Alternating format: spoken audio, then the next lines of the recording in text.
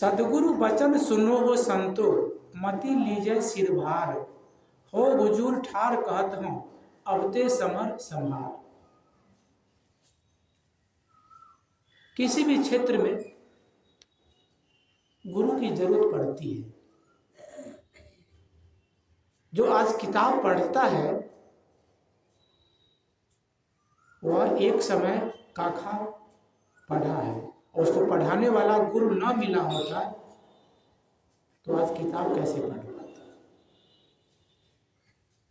मनुष्य को गुरु की जरूरत है।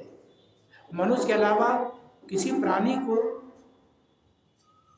गुरु की जरूरत नहीं पड़ती है। उसके लिए प्रकृति ही गुरु है।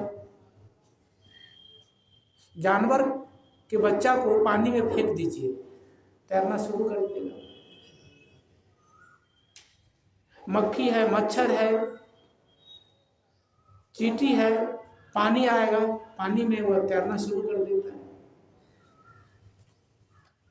आदमी बुढ़ा जाए, अगर उस तैरना नहीं सीखा है तो वो नहीं सीख पाएगा, तो पानी में डूब जाएगा।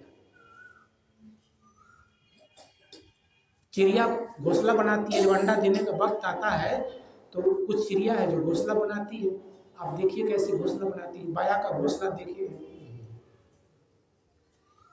वो कौन इंजीनियरिंग करने गई है, कौन इंजीनियरिंग कॉलेज में पढ़ी है, कितना सुंदर बना लेती है। तो बस वो उसका प्रकृति ही गुरु है। तो ये भी बात है, जो जितना उसके पास है मनुष्य को गुरु की जरूरत पड़ता है, गुरु करता है। यहाँ साहब कहते हैं, सदगुरु वचन सुनो हो संतो।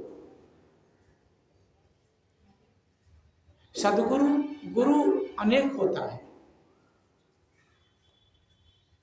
पहले आप प्राइमरी स्कूल के गुरु किए, फिर मिडिल स्कूल का, हाई स्कूल का, कॉलेज का, जो जितना पढ़ किया,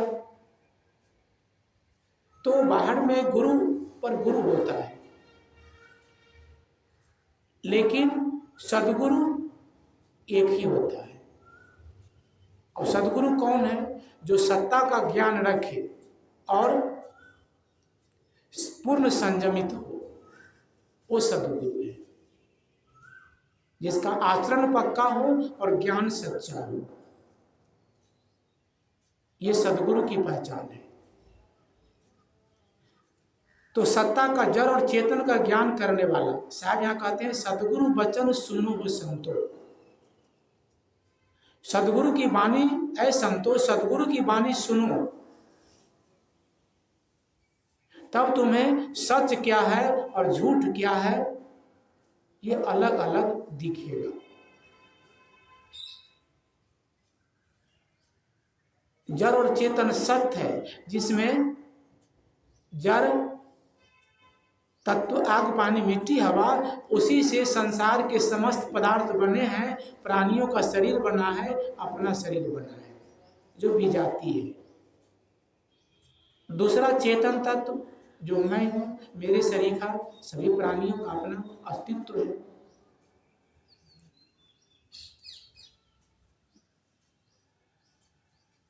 नियम ईश्वर है। प्राणी मात्र पर हमदर्दी रखना पूजा है। ये सारी बातों को सीख देने वाला सदगुरु कहलाता है। तो इसमें भी जिनसे हम दीक्षित हो जाते हैं वो हमारे लिए सदगुरु हैं, और जिनसे दीक्षित नहीं है वो हमारे लिए संत है। संत और सदगुरु में कोई फर्क नहीं है। जो संत है वो सदगुरु है, जो सदगुरु है वो संत है। बस फर्क इतना ही है कि जिनसे हम दीक्षित हो गए तो हमारे लिए सदगुरु हो गए, और जिनसे हम दीक्षित नहीं हुए हैं तो संत हैं। हो सकता है कि जिनसे हम दीक्षित नहीं है कोई और को दीक्षा देते तो उनके लिए वो सदगुरु हो गया। तो संत और सदगुरु एक ही है। उनके सानिध्य में, उनके साहचर्य में रहने बसने से, समय समय से जाने से, दर्शन से हमारे मन की कालिक धुलेगा। तो सदगुरु वचन सुनो हो संतो, मत लीजिए सिर भार। साहब कहते हैं अपने सिर पर मान्यताओं का लादी मत ला दो, अपजस का लादी मत ला दो, अहंकार की लादी मत ला दो, अनात्म चीज के प्रति जो लोभ और मोह है इसकी लादी को न ला दो। सदगुरु वचन सुनो संतो मत लीजिए सिर भार।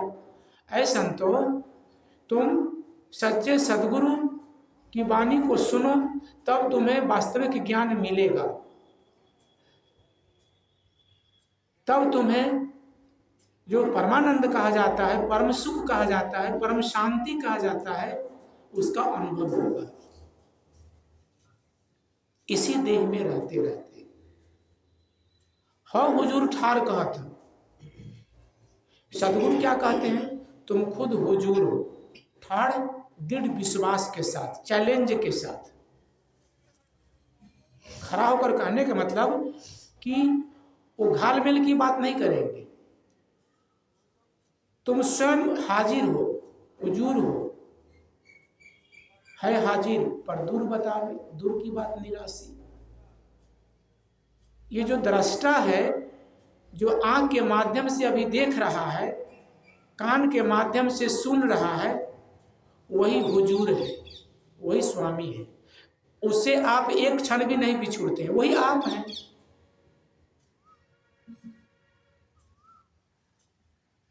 साहब कहते हैं कि मैं दृढ़ विश्वास पूर्वक कहता हूं कि जिस परमात्मा अल्लाह खुदा गॉड के पीछे तुम भटक रहे हो, वो तुम खुद ही हो।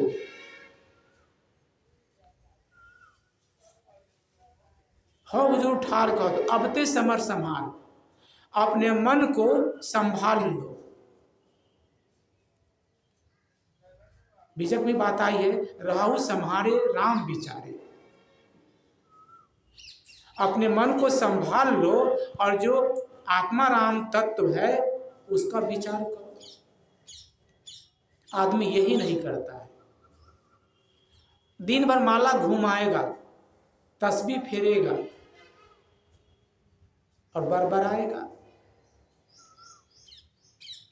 यहां तक है कि मैं कई इमाम को भी देखा हूं, हाथ में माला लिए सड़क सड़क जा रहे हैं और तस्बीह फेर रहे हैं। दाना मुस्लिम लोगों में होता है, रोजा के समय में देखता हूं तस्बीह फेरते रहते हैं।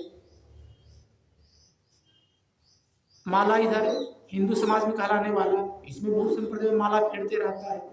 एक कपड़ा बटुआ जैसा कपड़ा है, वो हाथ में घुसाए है, उसमें माला घुमाते रहते हैं।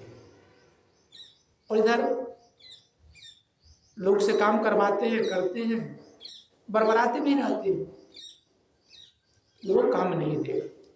इस पर तो साहब ने बयान किया है, माला मोह से लड़ पड़ी, क्यों फेरे तू मोही, जो मन फेरे जगत से मैं राम मिलाऊं तो ही। यानी माला हमसे लड़ने लगा, कहता है कि तू हमको रात दिन क्यों घुमा रहा है। अरे तुम अपने सांसारिकता से मन को घुमा लो, मन को फेर लो सांसारिकता से। संसार में तो सबको रहना है। एक जीवन मुक्त पुरुष है वो भी, और जो लंपट है, महालंपट है, वो भी, दोनों संसार में रह रहा है। लेकिन एक मन को सांसारिकता से फेर लिया, तब उसको माला फेरने की जरूरत नहीं है। मेरा सुमिरन हरि करे, मैं पाऊं विश्राम। मन शांत है, मन तमाम विकार है उससे रहित है। बीच बीच में जब आ जाता है तो उसका दृष्टा बन जाते हैं, तो फिर शांत हो जाता है। अब उसको माला फेरना, नाम जपना बाकी रहा। जो कोई मैट्रिक की पढ़ाई करता है, इंटर का पढ़ाई करता है, तीसरा चौथा में चला गया पढ़ने के लिए, दूसरा कक्षा में चला गया पढ़ने के लिए, वो फिर क्या काखा पढ़ता है। लेकिन धर्म के क्षेत्र में 90 वर्ष के हो गए और वहीं के वहीं काखा ही पढ़ते रह जाते हैं। साहब कहते हैं, सदगुरु वचन सुनो संतो मति लीजिए सिर भार। विवेकी विचारवान संत सदगुरु की वाणी को सुनो और अपने सिर पर जो मान्यताओं का बोझा लाद रखे हो उसको फेंक दो। बहाव मन मोटरी हो जा फकीर। अपने मन के मोटरी को बहा दो इस प्रकृति के अनादि अनंतकालीन प्रवाह में। हाँ हुजूर ठार कहत, मैं दृढ़ विश्वास पूर्वक कहता हूं कि तुम खुद स्वामियों का स्वामी हो। कहाँ नाक रगड़ते हो पानी पत्थर के पीछे। पानी में डुबकी लगाने से तन का मैल जाएगा, मन का मैल नहीं जाएगा। गंदा कपड़ा संदूक के भीतर है और तुम ऊपर से साबुन पानी रगड़ते हो तो कपड़ा साफ कभी होगा? वो तो बीरबल की खिचड़ी की तरह है, पकाते रहो जीवन भर, कभी नहीं खिचड़ी पकेगी। रोग कहीं है, दवा कहीं लग रहा है। रोग कुछ है, दवा कुछ लग रहा है, तो रोग कैसे दूर होगा? रोग तो मन में है। रोग तो समझ, उल्टी समझ के कारण है। इसको हम दूर नहीं करना चाहते हैं। ऊपर से कर्म कांड करके, तमाम सस्ते सस्ते नुस्खे करके उस रोग से बचना चाहते हैं। ये कभी संभव नहीं है। मत लीजिए सिर भार। अपने सिर पर मान्यताओं का बोझा मत ला दो। मैं दृढ़ विश्वास पूर्वक कहता हूं कि तुम खुद हुजूर हो, स्वामी हो। अपने समर संभाल, अपने मन को संभाल लो। जो अपने मन को संभाल लिया है वही दूसरे को संभालने में मदद करेगा। जिसके पास आंख होगा वही तो किसी को रास्ता दिखा सकता है। अंधा दूसरे को रास्ता क्या दिखाएगा? हमें अपनी आंखें खोलना चाहिए। तो इसमें साहब कहते हैं कि सदगुरु की शरण में जाओ और उनकी वाणी को सुनो, गुनो, मनन करो, विचार करो। फिर जो उसमें परख की कसौटी पर खरा उतरे उसको जीवन में आत्मसात करो, आचरण में लाओ। जानना मन से होता है। इसी मन से ये भी जान लो मैं आत्मा ब्रह्म हूँ, श्रेष्ठ हूँ, परमात्मा हूँ। मैं किसी का अंशांशी नहीं हूँ। मैं अनिर्मित हूँ, मेरा निर्माण नहीं हुआ है।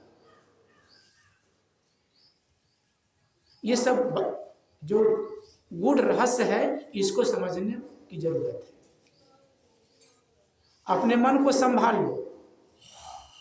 हम देखें अपने मन को क्या सोचता है, कहाँ जा रहा है, क्या चीज याद कराता है। जो हम काम कर रहे हैं स्थूल, क्या उस पर मन है कि कहीं अलग है?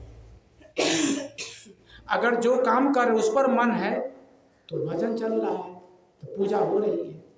नहीं तो मंदिर में भी पूजा कर रहे हैं, मन वहां पूजा पर नहीं है और जगह है, तो रियाकारी है, दिखावा है, पूजा नहीं है।